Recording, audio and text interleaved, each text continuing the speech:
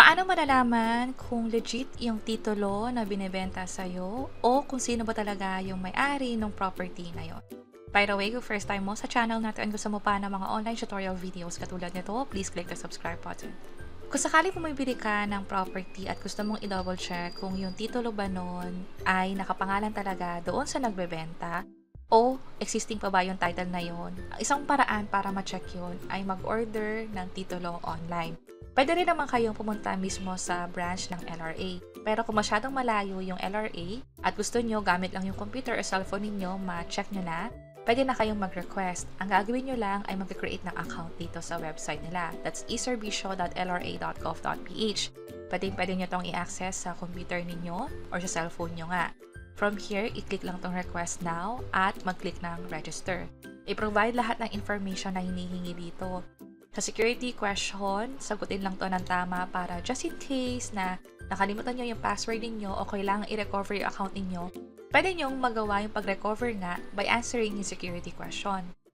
At kapag nakapag-create na ng account, katulad nito, i-click lang tong request for certified true copy at hintayin lang na mag-load dito yung information ninyo. Sa akin, nagkakaroon lang siya ng error message. So, pwede nyo siyang i-refresh. By the way, sa experience ko, minsan medyo matagal yung pag-load ng information o yung pag-load ng website ng LRA. So, hintayin nyo lang talaga. At kapag nga nag-load na, let's say walang error message, pwede na kayong mag-request by clicking this add title. Ang gagawin nyo lang, piliin nyo lang dito kung saang registry of deeds ba nasasakop yung property na yon. At piliin nyo rin dito yung title type, ito yung pagpipilian, at ilagay na yung title number dito. Kung makapansin nyo, yung hihinging information ay title number lang. Hindi na hihingin sa inyo kung sino ba yung owner ng titulo na yon. At kapag ang na-deliver sa inyong titulo ay legit, ibig sabihin hindi siya cancelled, wala ring annotation na nakabenta siya sa ibang tao, pwede nang makadagdag ng confidence sa inyo tungkol doon sa binibili nyo ang property.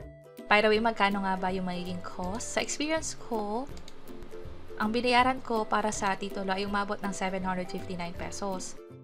Bali, ipinakita ko yung actual na experience in a separate video. Ito yung binayaran ko. Pwedeng bayaran to gamit yung land bank, yung credit or debit card, or pwede rin naman yung GCash or Maya.